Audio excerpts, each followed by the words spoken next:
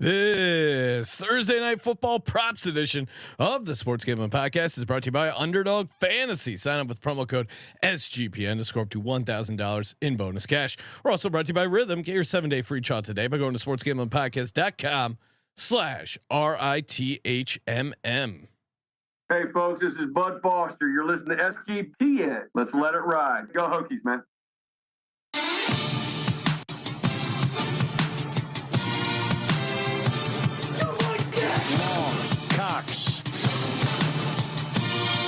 He's one of those guys who will get penetration.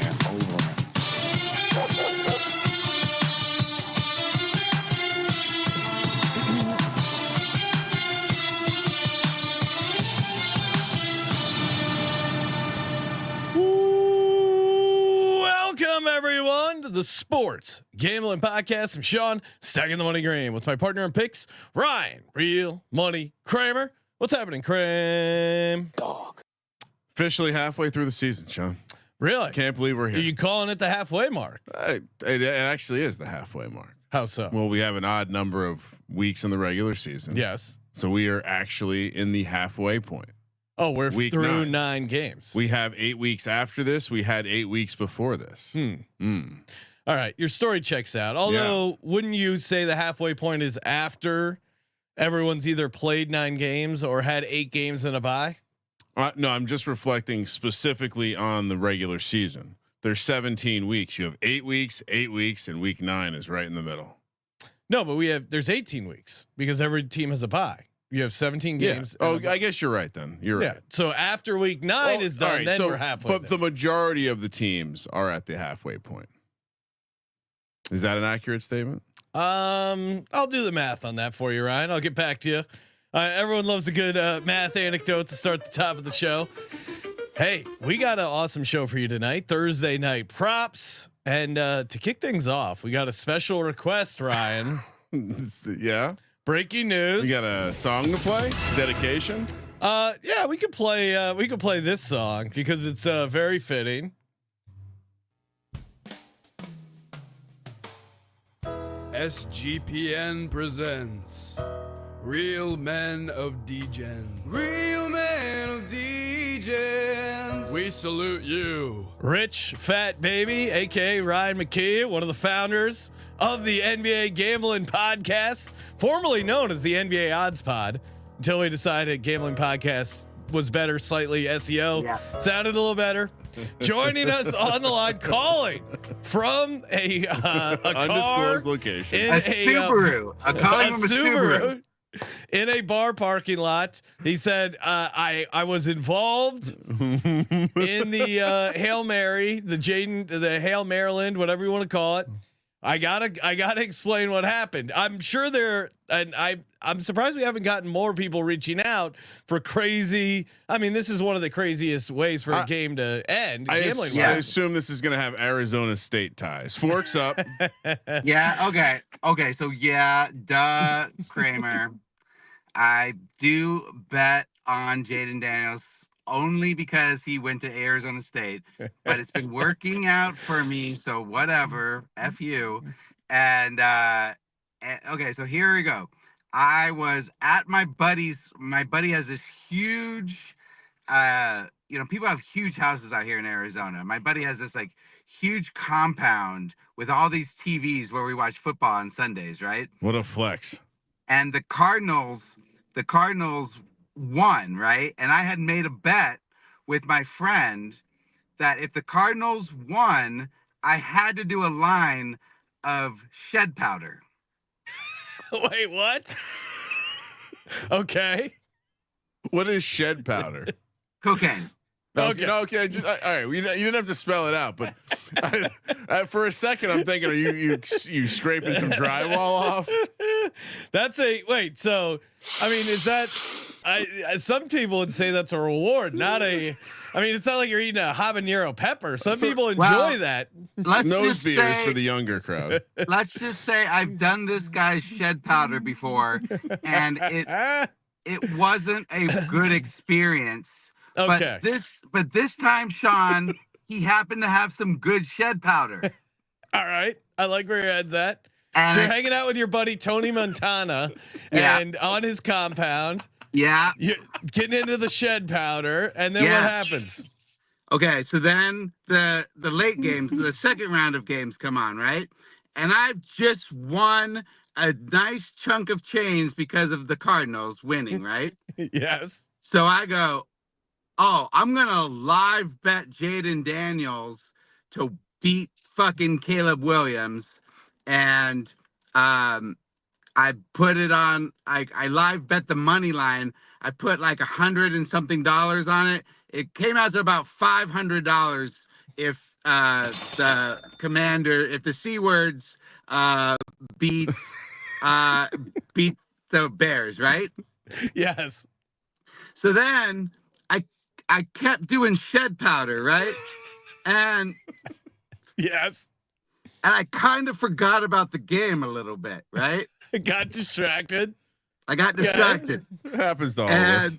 And then I came back into the game in the final seconds, and I'm like, this is gonna cash for me. And they're like, you're crazy. It's Wait, over. you called it? It's over. I'm like, it's gonna cash. Jaden's gonna do it. I'm so high on shed powder. I just have this belief.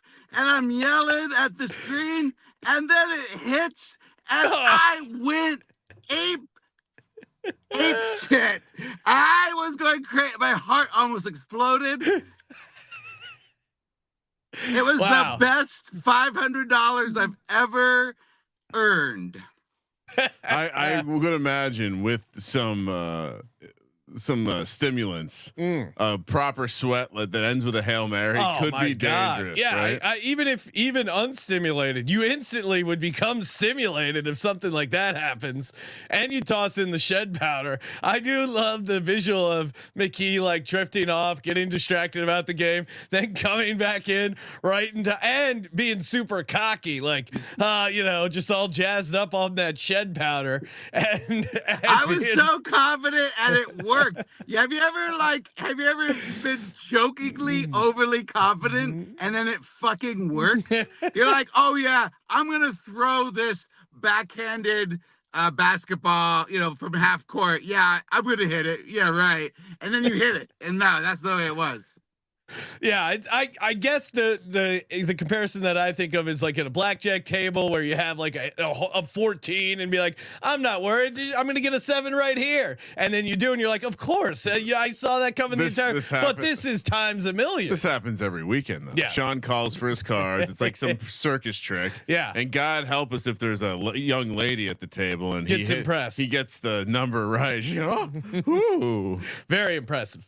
But I mean, this times a million. Off that Hail Mary, and then what do you do? What do you do afterwards to celebrate? I mean, you're already more shed powder. So that's the problem. That's the problem. Is I was with a bunch of people who had to go home and work on Monday, and I don't. Hashtag Legends only. I don't. So I was like, let's go out and spend $500 on anything you guys want, and they're like, nah. I'm like, gosh darn it, you guys aren't fun to win $500 with. I wanted to go to the strip club.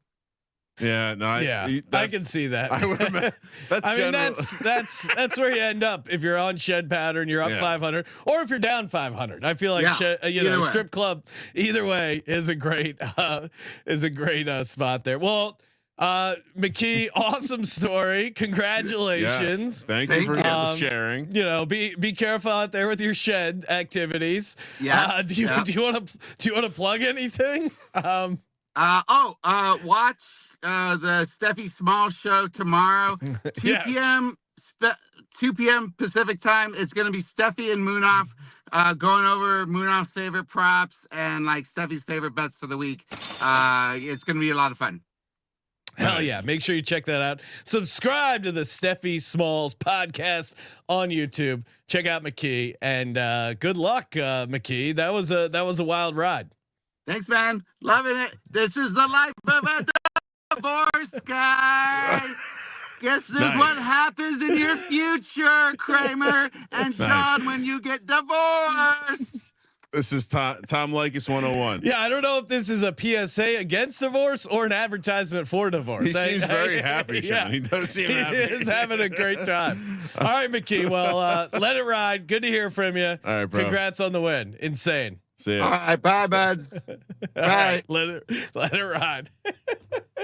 Oh man, what a story ride. What a life.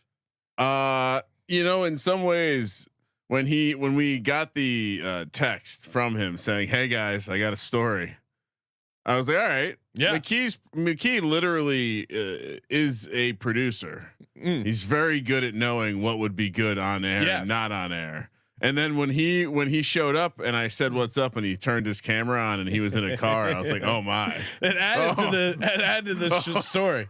Well, I was also laughing at what Blair was laughing in the YouTube comments, going, laughing, going, I love how he does shed powder, but it's against cursing. Gosh darn it. Yeah, there was a bunch of restraint, Ryan, involved in his storytelling. Maybe he had a come to Jesus moment after the shed. Did we use that in the Northeast? That's not a term I've never heard of it. Yeah, okay. I mean, I felt like I was ruining a bit. Yeah, I was kind of doing the math on what it was. He's from Arizona. It can mean anything, Sean. But I didn't know if it was just some weird wacky bet that shed powder.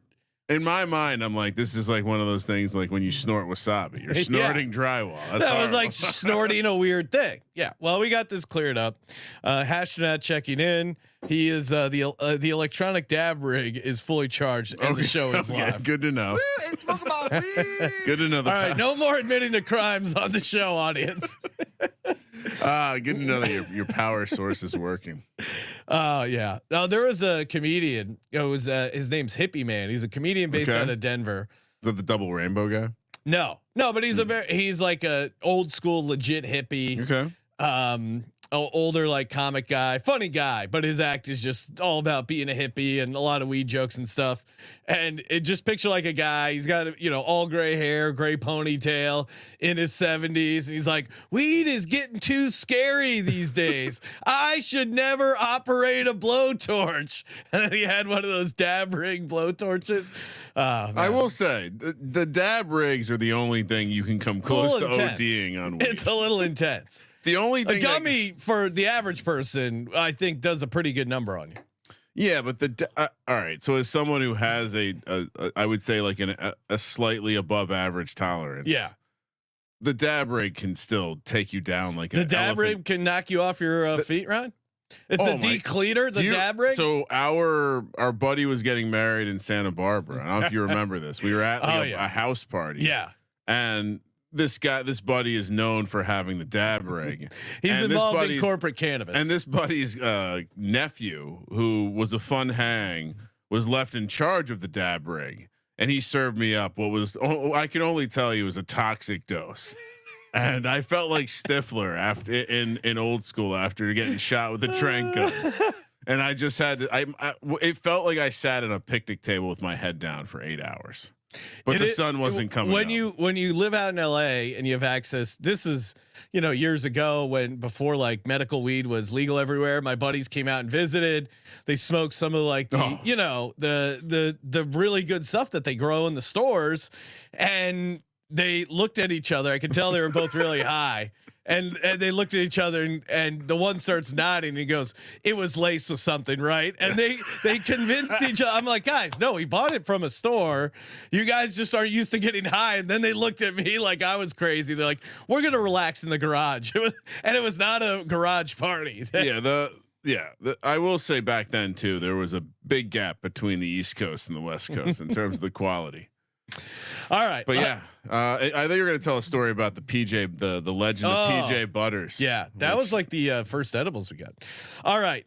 Joe in the chat checking in saying, I don't want to be here, but I was here last week shitting on you guys about my Vikings. And boy, was I stupid. Complete drunk idiot with Rams fans making fun of me. Wow. Hey, Joe, don't take it too bad. It was it was the biting kneecap trend. You're a big man for still showing up in the chat and not, hey, sometimes your team's going to lose on the road on Thursday night, especially when it's going up against the biting kneecap trend. Yeah, if you just go into every week assuming loss, things can be positive. I mean, if you think about every great sports moment in your memory, the ones that you probably remember the most came from a situation where expectations were lower. That's kind of why they work better. I mean, I can tell you as a Yankees fan, it wasn't as fun when they were supposed to, like when not winning the World Series was a failure. Coming in second's a failure. It's not as fun to win. But when you're not supposed to be anywhere near it, 2007 New York Giants, the Eagles 2017 Super Bowl run where they were dogs the entire time, the hungry dogs. But that's what I'm talking about. Us. Yeah, that added to it for sure. And I have, I guess, the unique experience of experiencing both types of championships, and I'm telling you, the ones that you remember them way more are the ones that came out of nowhere. Yeah. So. It's like Andrew Luck covering. Oh my God! -7.5 in overtime. In college football, before they came up with the adjusted rules where you have to go for the 2-point now in the second overtime. It was the third overtime then, so you had to make that extra overtime. Yeah, wow, we're really going all over the map here. No, it's the Thursday night prop it's show. It's shed powder. Yeah, I feel like these shows are fun because we're only guests. We're only focusing on one game. Well, our guests had to get some other activities, I guess. But yeah, no, it's fun. We can chop it up. Again, not a shed powder reference, but just fun. Kramer, we got 3 props, got some first touchdowns. We'll build an underdog entry, maybe even being inspired to have some DGens only bets. I got a couple kicking around. I'll start with my first prop. Give me Devante Adams under 59.5 receiving yards. He's only gone over this one time, and that was that crazy Raiders comeback against the Ravens. Houston is number 3 in DVOA versus the number 1 receiver. Obviously, they have Derek Stingley, very good covered cornerback. I think if one of the guys eats on that Jets defense, or sorry, that Jets offense receivers wise, I think it will be Garrett Wilson. But I think even if he's trying to go out of his way to feed Devante Adams, I think that's going to be a tough ask against a pretty good pass defense in the Houston Texans. So yeah, give me under Devante Adams receiving yards. Yeah, the continuation here is that the weakness of the Houston defense is against number 2 receivers. Yeah, aka Garrett Wilson, who has the same yardage total.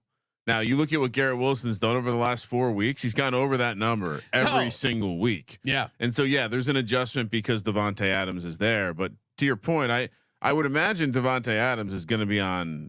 Stingley's going to be on Devante Adams, and so with that expectation, Garrett Wilson becomes a very cheap play here. So that's prop number 1 for me. Maybe that's a fun anti-correlation for a little DGens only later. What do you mean? Like fade? So the engines in these same game parlays get confused when you go when you oppose your view on a team. So you see you have an under and an over. Oh really? I thought if you. So I don't think I would imagine, and we can price this out later. Yeah, because in my head, if you had over Devante Adams and under Garrett Wilson, they would see those as correlated. It is positively correlated, but you're not being taxed like it's positively correlated. I think I did a bad job of explaining that. No. So wait, what you're saying is basically Devante Adams going under is probably related to Garrett Wilson going over, but the engine doesn't necessarily see those as related. So you're getting positive correlation without paying the positive correlation tax. Whereas Jameis Winston, 3 touchdowns passing, if you tied that to his passing yards, well, obviously those are probably related and you're not getting paid out like you would a true parlay. And like, for example, Underdog, 100%, they do not apply any correlation. The argument would be their correlation is kind of baked into their pricing, aka the pricing isn't the same as the sports books, and so, but there's no penalty. Yeah, there's no correlation penalty at all with the Underdog stuff, and obviously all the boosts. I mean, honestly, that's like really where the value comes in with Underdog. Is they were running those 20% boosts for the NBA. I told you my biggest hit was the. Honestly, you got to log in and get in the Discord thing because I think just based on hearing from people, these gimme picks often are the Discord ones. Okay, yeah, and maybe it's because I'm a highly active user, but from what I can tell, the sports specific ones, and the kind of off the reservation, like the gimme ones, which are basically a free play, they seem to be Discord related. So get in there. Yeah, no, seriously, definitely. But yeah, so yeah, the correlation, but they're obviously correlated. Garrett Wilson getting more yards is going to impact Devante Adams' ability to get those same yards. All right, next one I like is Joe Mixon over 81 and a half rushing yards. So all right, co-sign this. But is this the best way to play it? As opposed to what? Attempts? Combo yards. Oh, Jets are bad against the running back in the receiving game. Do we want to play the receiving yards? I'm fine running it. It's a Bobby Sloak offense. They love pounding the rock on first and second down, and the Jets, they as good as their defense seems, quote unquote. They're not defense, good. No, and Stevenson didn't carve them up for yards. But you look at Ray Davis, 20 for 97. That was at home against the Bills. Najee Harris, 21 for 102. And Joe Mixon's he's had 100 yards in every game he's finished, Ryan, except for that one game where he got knocked out. He was 9 of 25. Good. He's been feasting. Jets 23rd in DVOA rush defense. Okay, that makes sense because they're like 26th against the running back in the pass game. And I just think post Salah, this defense has not been the same. And there's a general era of shittiness and quit in this Jets atmosphere. I saw Woody Johnson, Jets owner, in the chat trying to encourage people by saying the season's not over, but man, just horrible body language from Aaron Rodgers. It feels like there's no leadership either side of the ball. Did you see Hassan Reddick was tweeting about Bill Belichick? Hassan Reddick his career is going to get cut short. He doesn't realize that the NFL, you just stop playing and you stop getting. I know everyone likes to shit on Nick Sirianni and Howie Roseman, but you didn't hear one peep out of Hassan Reddick. They got rid of him. They got something for him. He was a highly effective pass rusher, very kind of a pseudo leader. At least you never heard anything close to a distraction. Big Dom keeps a tight house. I mean, it's Jets also 23rd in adjusted line yards on defense, something that they're typically a top 10 unit. All right, so I got 2. Kramer, what's your second one? Well, so I wrote down like 3 versions of playing Mixon. I also like the rushing yards, so you might as well just start our underdog entry with this. Yeah. But the third. The alternate to the alternate on how to play Joe Mixon here is the anytime touchdown. It's the same price as playing the over. It's -120. I kind of wonder if maybe that's not the best way to play it. Just play Mixon touchdown. Yeah, just to be a little bit different from you and not have the same prop card. Give me the Mixon anytime touchdown -120. I mean, again, they're literally the same price. I'm gonna play both of them. I'm gonna tie them together. Yeah. I like it as well.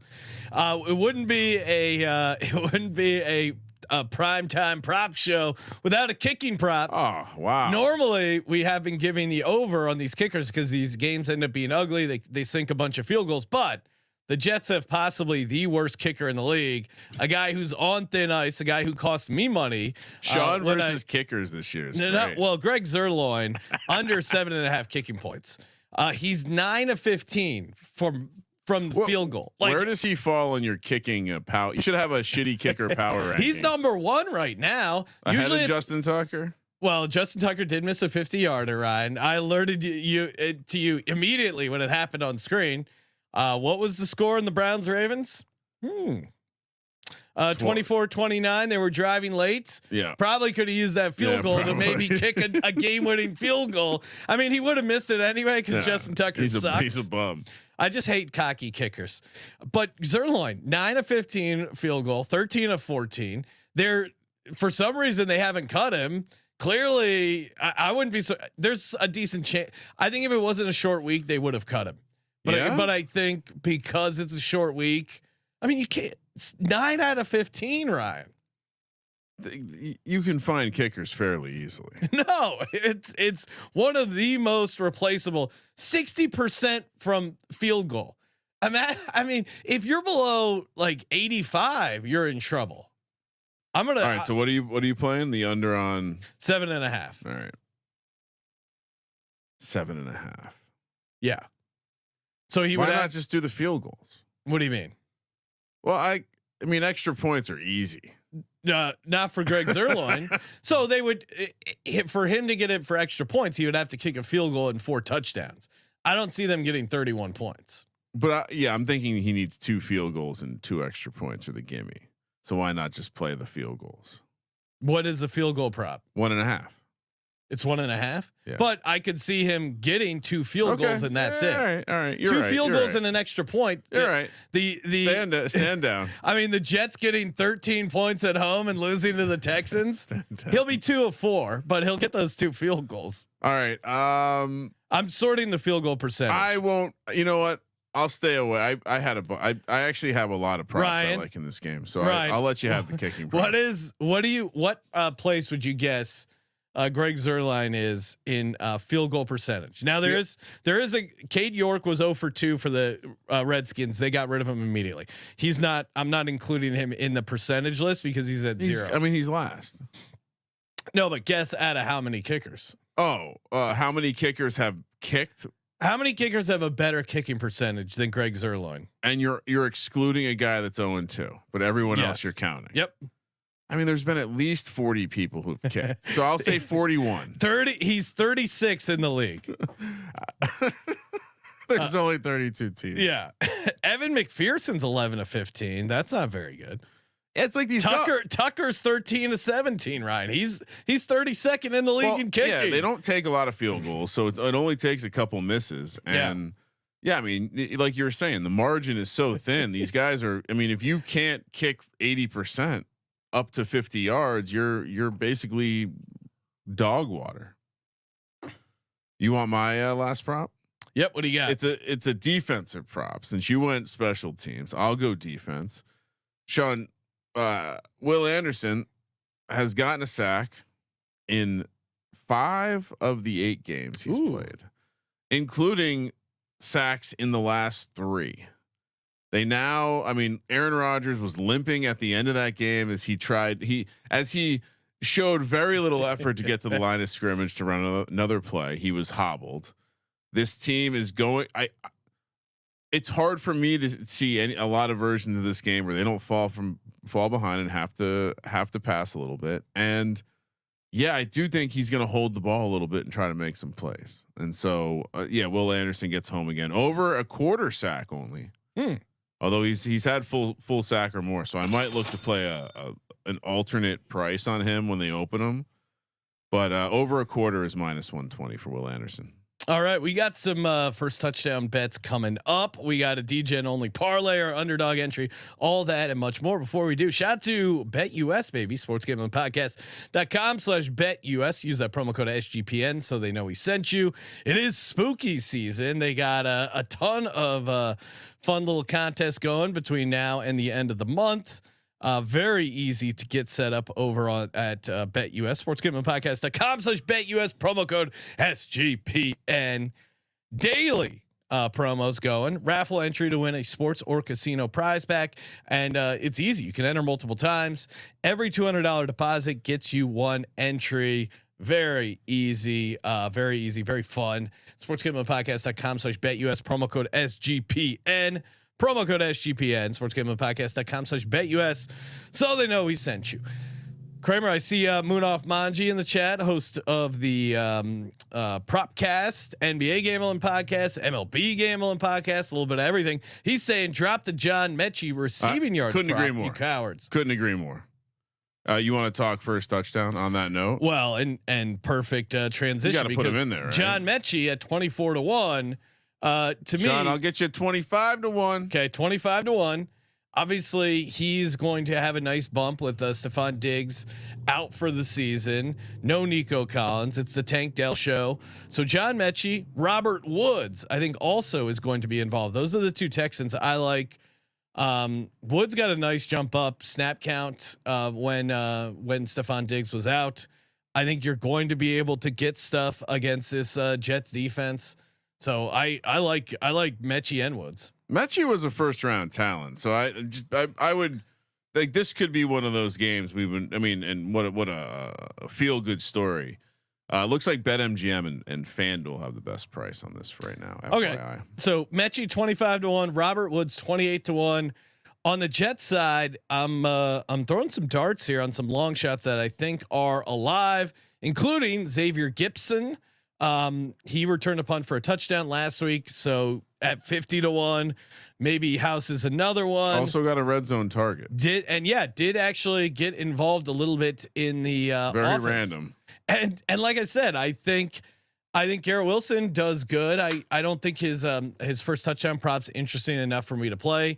I think they go out of their way to shut down Devante Adams. Alan Lazard, who's normally his go-to in the red zone. Price is so expensive. Alan Lazard seems like he's going to be out. He missed last game with a chest issue. He's week to week.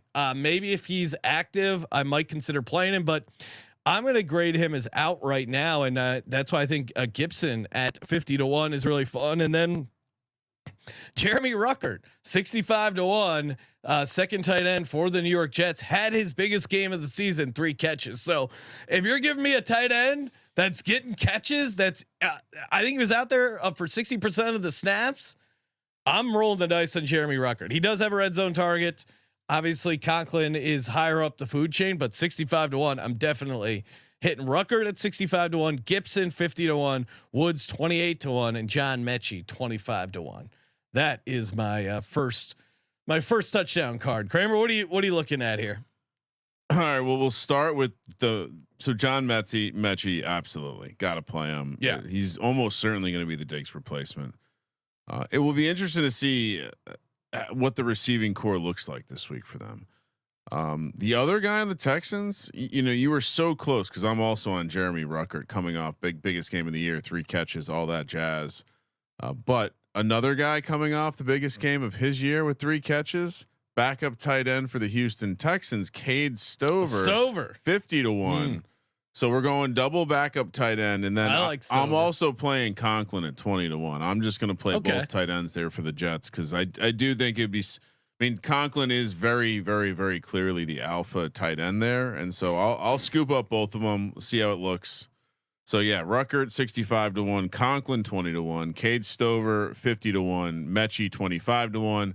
I take my unit, I chop it up 4 ways, and I bet on each one of these. Thank you. Shout out to the guy who doesn't understand the show. He's been irate, claiming that giving out 4 first touchdown bets is leaning.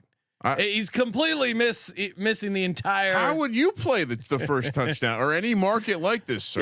Yeah, I mean, it's like a golf event. It's the same thing with a lot of my futures. I might play a full NFL side unit across my rookie of the year. Yeah. Positions that's not leaning.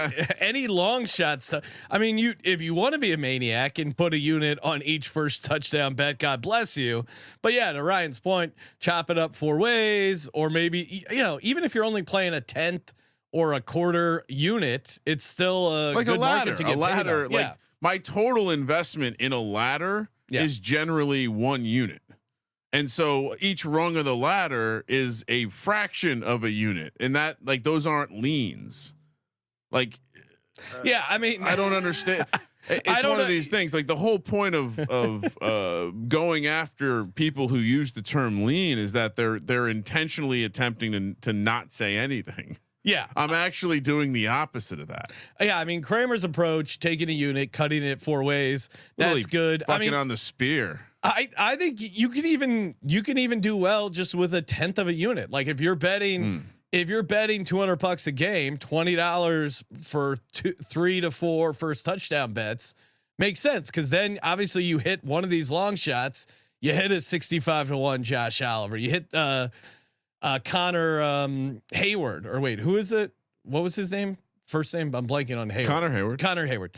100-1 because Cam is the defensive lineman. Yeah. All world. Okay. Yeah, that's what I was doing. I'm like, it's you hit Connor Hayward 100-1, and you essentially pay if you're just playing, I don't know, whatever, 5 a game. You're pay off your entire first touchdown budget for the entire season. Well, yeah. So when I hit a great point, because when we hit 100-1, it's really hitting a 25-1. When you hit a 60-1, it's hitting a 15-1. But you're giving yourself more. It's the fact that I have to explain. And Stephon Cunningham is stating the obvious. Plus, you're actually making these bets. Yes, anything I give out on the show, I'm making as a bet. I mean, do I bet every single NFL game? No, but everything that's either a lock, a dog, That's the a circa lie. million. I bet more than I say on the show. Oh yeah. If anything, I also have my secret bets that I don't tell anyone about. Yeah. If anything, it's the opposite. There's other stuff that we don't talk about on the show that I get into, but that I don't brag about if it hits because no one. Yeah, no one. I mean, we cares. have a gambling show, Ryan. So I don't. To me, it's worse if I gave out something amazing and I didn't bet it, versus I would never do that where I hit something crazy and then I didn't give it out on the show. I wouldn't. I wouldn't even really bring it up. You're not going to just be happy with some attaboys on social media. No, I'm gonna be pissed off. Like, fuck. I remember one time the first half parlay I normally bet $100 on. Yeah. And I accidentally bet $10 and it won, and I just was I was furious. Yeah, it's fucking like fuck off! Don't tell me don't show me your bet split with anything greater than the $10. What am I going to do with this? Anyway, did you want to talk about any ladders, degens only? Yeah, I mean, so ladders again. The receiving yards aren't out yet for John Metchie. I think he's a fun ladder candidate. Can I throw something out there? Because not that Mixon's had a ton of games with big receiving yards numbers. Okay, but if I was gonna look to get a little cute, Joe Mixon in the receiving game. I mean, the Jets have been bad against the running back. But to your point, I would probably wait for the Metchie one. That's a completely unknown market, and there's no way they can make the number high enough. So assuming they release alt numbers, yeah. I mean, what are they going to make? What could they possibly make? Even just comparing it to other receivers, Tank Dell's 57.5. Dalton Schultz is 42.5. Joe Mixon is 24.5. So Metchie's got to be right around like 38, 35 to 40, somewhere in there. That's going to be a nice ladder. Yeah, I saw Jordan in the chat saying, Kramer, how do we feel about Joe Mixon 3 touchdowns? Well, I mean, it's certainly interesting. Get out of my notes. But the prices, and I guess it's crazy to say only, but did you look up the price, Ryan? No, the touchdown. I mean, his 2 touchdowns is plus 390. They've completely cooked these markets on us. So I think what I would probably do with Joe Mixon instead is look to play the receiving yards ladder is probably the most interesting, right? No, I would actually look to maybe alt his rushing yards, throw in the 2 touchdown, and maybe do something else. I mean, if you're playing a 3 touchdown and the price is like 10 to 1 or worse, which what is he at 750? No, it's 27. Okay, so it makes sense, but I still not super attractive. I do to me. like that I'm on the Mixon most rushing touchdowns in the league. We're not dead. No, halfway through the year, not dead. What about this for? Can I talk you into John Metchie 2 touchdowns, Ryan?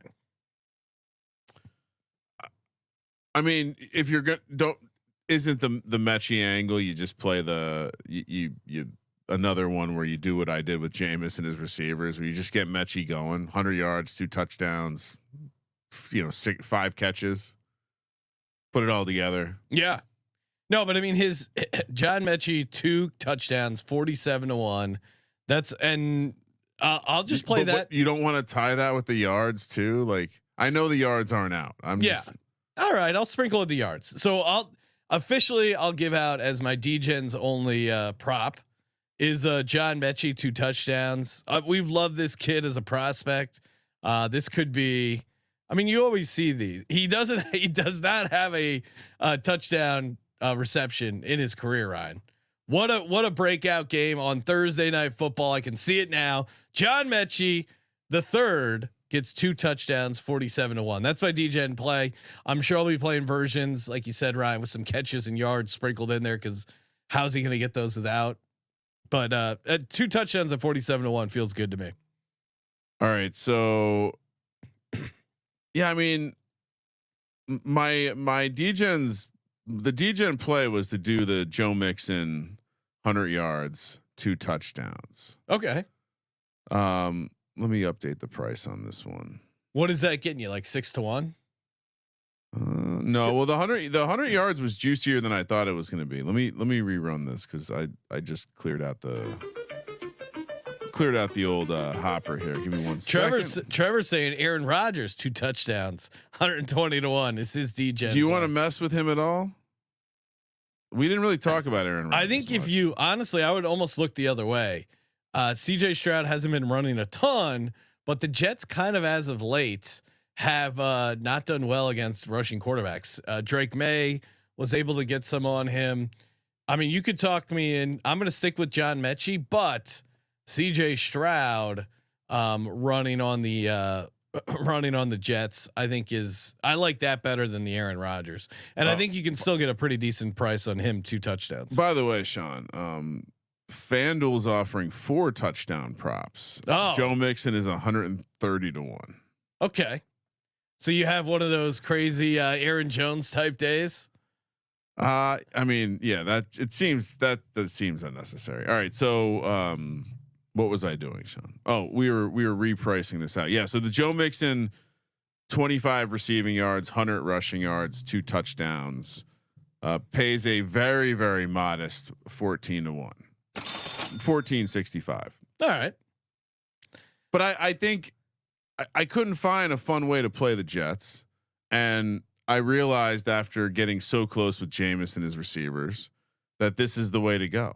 Just start visualizing the game and playing it. And I think Joe Mixon smashes. Yeah, I'm with you on the Joe Mixon angle, but Metchie having a breakout game, I think is in the realm. So I'll stick with the 2 touchdowns. I'll say this: I will be playing a version of this where Metchie gets like 50 receiving yards or something like that. Honestly, I think maybe we'll add something to the card on X, but like a John Metchie anytime touchdown parlayed with another one of like a John Metchie, Xavier Gibson. Maybe that's kind of the fun way putting together some of these longer shots together. Ryan, maybe we can do that on our Underdog entry. Of course, go to underdogfantasy.com, promo code SGPN, get the 50% deposit bonus up to $1,000. Love Underdog. A lot of ways to win. They're always hooking you up with new bonuses, new promos. Just honestly a great platform. Underdogfantasy.com, promo code SGPN. Kramer, they have Metchie touchdown only. Ooh. All right, we said do we put that in here? Mixon rushing yards, right? Okay. Do we want? Whoa! I just stumbled into the alt scroller. All right, do we want to play a Joe Mixon rushing yards alt number? Yeah. 100 yards. Yeah, let's do that. How high does this thing go? 160. Yeah, I'm seeing 119. Yeah, let's just go 99.5. Him to have 100. Yeah, feels good. And then what else are we gonna put in? Well, we both like the Adams Wilson angle. Okay. We both like. I mean, I assume you like my sack angle. I like your kicking angle. So Devante Adams lower, Garrett Wilson higher. Which one do you like better? Probably the lower. Okay. Lower Devante Adams, 57.5 receiving yards. Higher Joe Mixon, 99.5 rushing yards. I feel like we need one more and we'll be in a pretty good spot here. Yeah, I'm scrolling through. I mean, they have some of our like crazy anytimes. Well, they even have a Cade Stover. These dogs. So I would say we either go with the Will Anderson sack. Okay. Or we go with your kicking angle. Yeah, let's go Will Anderson higher a half sack. All right. I like him to mess up the backfield there. That's a 9.12x. It feels pretty good. Nothing else we want to toss in there. What else are we gonna toss in, Ryan? No, nothing. All right. Nothing. I feel good. All right, let's do it. 9.12x. Come on, don't need it. Let's cash a ticket. Do I have any boosts? I'm boostless. Oh yeah, I'm boostless. I need to refill my NOS tank. So that's a problem. As soon as I see the boost in there, I'm like, I gotta get rid of this thing. Yeah, we gotta see if there's any shed powder. Get this. Get really fired up. Get this entry to the next level. All right. So my DGen play 2 touchdowns. John Metchie props. I like Zerloin under 7.5 kicking points. Joe Mixon over 81.5 rushing yards. Devante Adams under 59.5 receiving yards. First touchdowns: John Metchie, Robert Woods, Xavier Gipson, Jeremy Ruckert. Kramer, rattle through what you got for the audience. All right. Yeah. So the Garrett Wilson over receiving yards, also agree with the Devante Adams under. Will Anderson over a quarter sack. Joe Mixon anytime touchdown. Also agree with the Joe Mixon rushing yards over. First touchdown. We're going Ruckert, Conklin, Stover, and Metchie. It's Cade Stover. I know I've gotten some feedback about only saying last names. Not everyone knows all the players. Sean. Wait, okay. Who admits that? I don't know who you're talking about. Do you want me? It's a notable. So I've gotten this feedback from one person who is just like a DM rat. Okay. And another who is a notable sports gambling content creator. Cousin Mush? Someone who's actually a who's been around. He's maybe even won a big time NFL picking contest multiple times. Two-time winner. Might be the only two-time winner ever. Ladders, Sean. We both kind of talked about the Metchie ladder when that opens. I think we agree that's something you're going to want to play in a DGen way, whether it's a ladder or a parlay. I also do agree the Mixon receiving ladder. I do think I might not go all the way to the top, but I think there's something there and a couple big screens. I mean, Mixon just looks so dialed in right now. And then the more Mixon stuff and the DJ's only parlay. He took that personally, that alleged hip tackle that kind of knocked him out. Ever since he was running hard before, but even after that, he's come back with a vengeance. He's really putting this team on his back offensively. Yeah, Mixon 100 yards rushing, 25 receiving, and 2 touchdowns, 1465. Hell yeah! All right, hey, tomorrow we'll be back with the NFL Pick Show. We also have a bonus horse racing related show. I got a couple guests lined up for that. That's going to be fun. College basketball right around the corner. Of course, NBA kicking off. Check out the NBA Gambling Podcast. Toss us a nice 5-star review on Spotify. 5 seconds is all it takes to give us 5 stars. Do your part in the war against corporate gambling. # clean the gleans. If you see something, say something. We're hanging around on the Spotify chart. Really? Could use a little help. And you know who was a new entry, Ryan? Congrats to the NBA Gambling Podcast. Really? Popping up on the must be getting a lot of new 5-star reviews. Shout out to the NBA Gambling Podcast. I definitely would encourage you to listen to those guys. We're definitely not going to talk about the NBA over here. So I would go there if you want to hear NBA talk. Hey, we did hit our sweet Underdog entry, Ryan, for opening night. Who's your favorite NBA Gambling Podcast host right now? It's tough. Yeah, it's tough. I'll reveal that. Maybe we'll do like a Squid Game type thing. Yeah, to red decide, light, green light. To decide who gets millions of dollars for the NBA Gambling Podcast. Mine's easy. It's Scott, and it's because of his running the base. His Yankees base running commentary on X right now is fire. It's fire. Is he trashing him? Yeah, as he should. They did win. They extend the series. So check out the MLB Gambling Podcast as well. That's actually a podcast idea. Scott just critiques shit. Yeah, he's fired. Scott's take on.